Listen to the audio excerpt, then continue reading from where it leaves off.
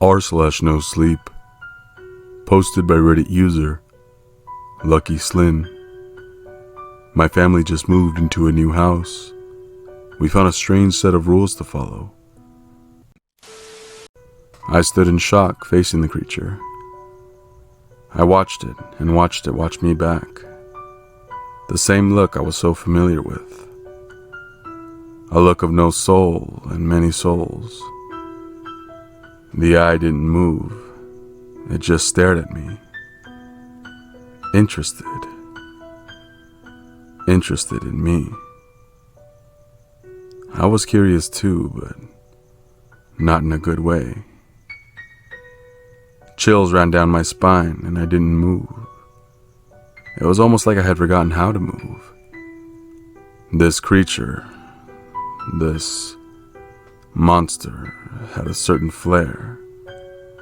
Something I had never expected before.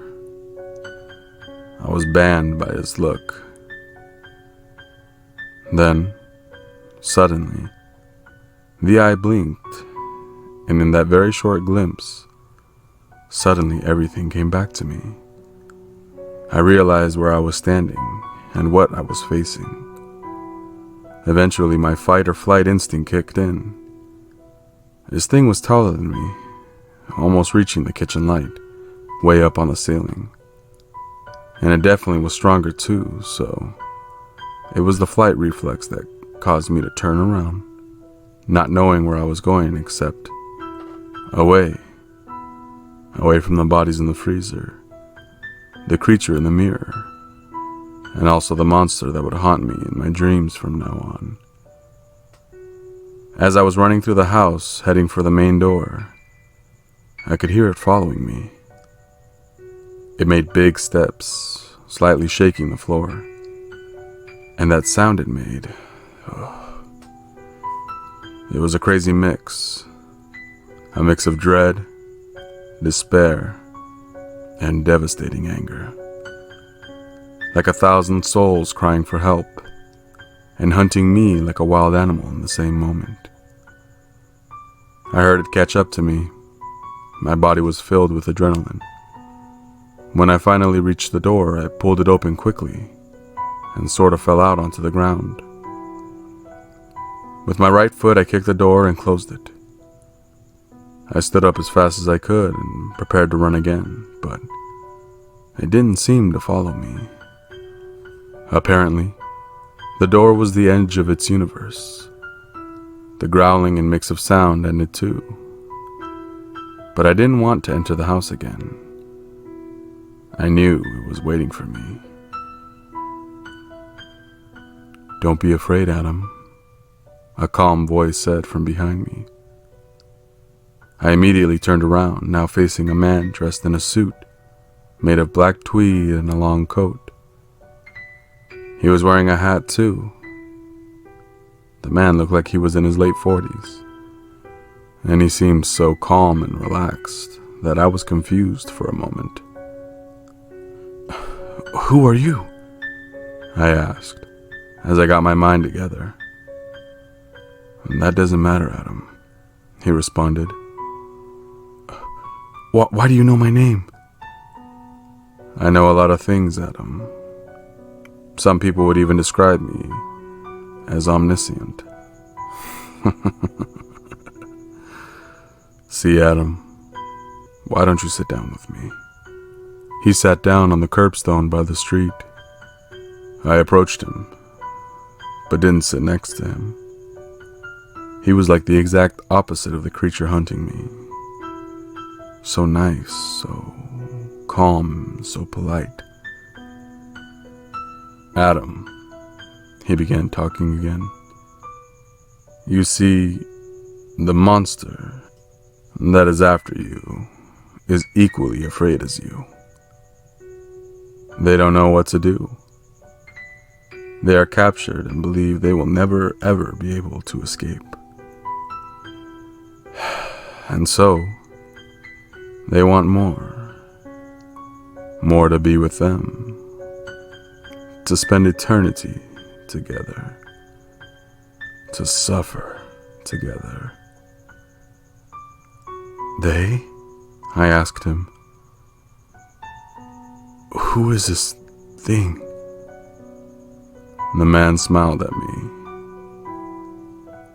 "All of us.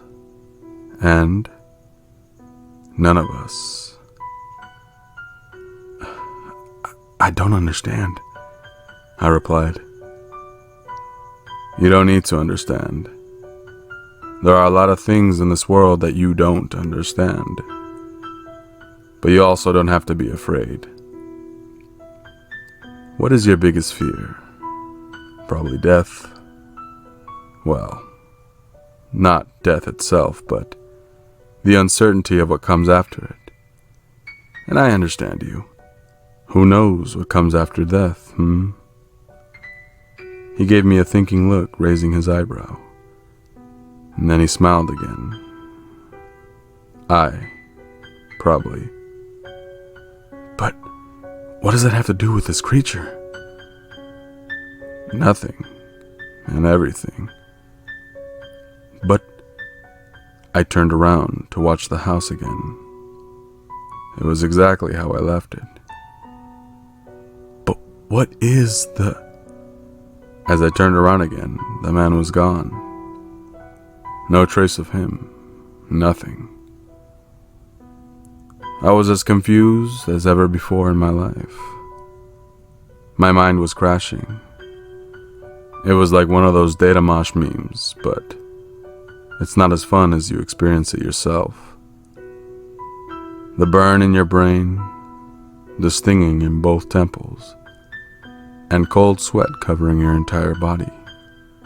I knew I had to enter the house again, even though I didn't want to. But I had to get in there. I couldn't sleep on the street or wake up the neighbors.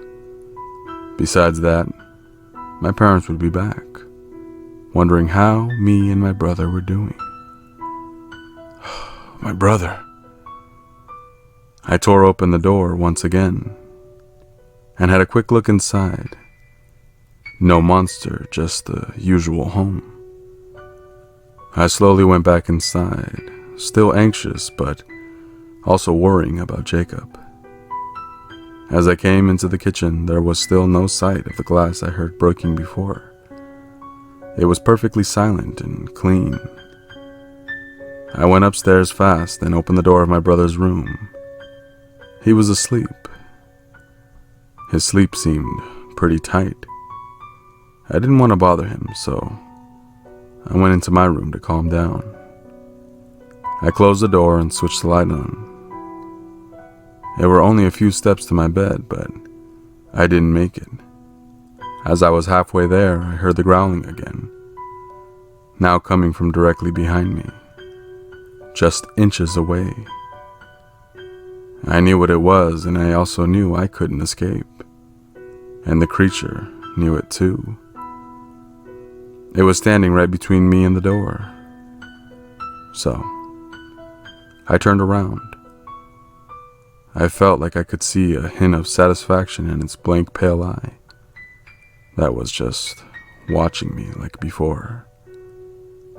But before I could say anything or even had the chance to make a move, the monster reached for me, grabbing my neck with the dead, half-rotten arms that were standing out of its torso.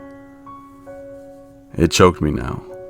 I tried to fight as best I could, but I didn't stand a chance. It was just too strong. Then it threw me on my bed, letting me breathe for a second. Like it wanted me to survive, at least for the moment. It crawled over me and continued to choke me, also grabbing my arms so that I couldn't resist. At this moment, I was sure I would die this night, but somehow I managed to loosen its grip around my neck. I remembered what the man said out in the street and bursted out a single sentence. "I understand you." My voice was low. I was out of breath and didn't get an opportunity to catch it.